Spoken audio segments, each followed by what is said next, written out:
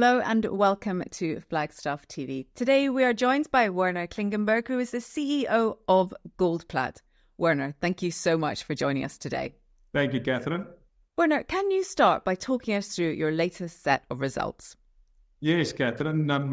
We had an excellent fourth quarter, achieving exceptional good operating results in specifically Ghana, as well as in South Africa.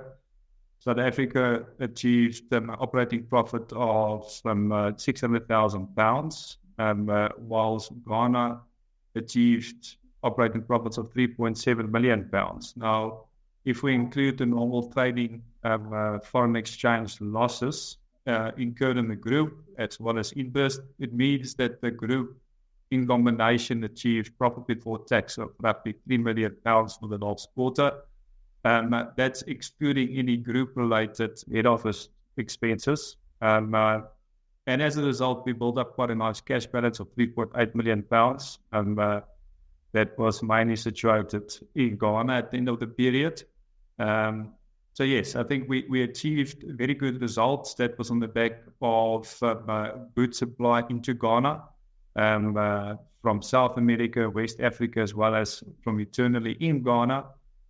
Some of those was unique batches, but supply remains steady and it's quite encouraging. On Monday, you held a webinar. Can you tell us what the key takeaways were for investors?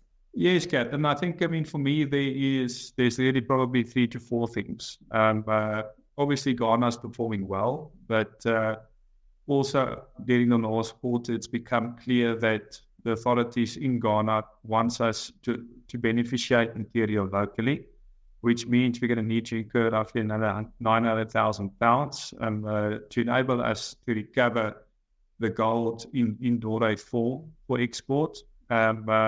So we're currently going through a period of realignment, basically changing our business model, where we need to increase processing capacity on site to handle that type of material.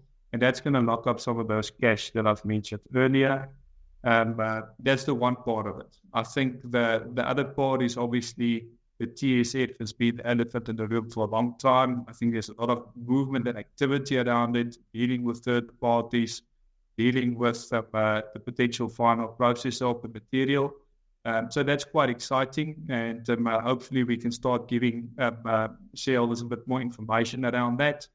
And obviously in South Africa, the one thing I didn't mention was that, the profit in the last quarter was at the back of a loss being made in the previous quarter.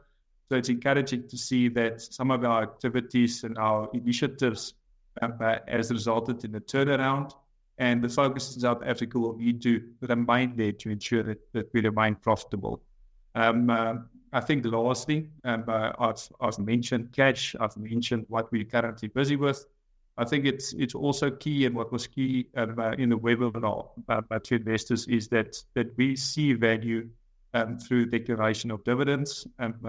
Although we haven't done so for specific reasons, the focus of management is to say, well, achieving profits is one thing, but we can't say we've added value until we start sharing some of those money back to shareholders. And hopefully we will be in a position in the near future to do some of that. And finally, before you go, is there anything else that you would like to share with us today?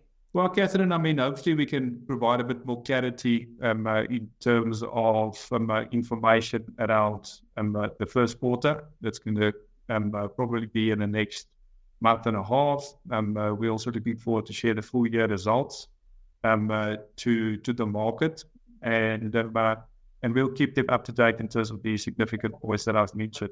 That's quite relevant. Werner, thank you so much for your time today. Thank you, Catherine. And thank you for watching Flagstaff TV.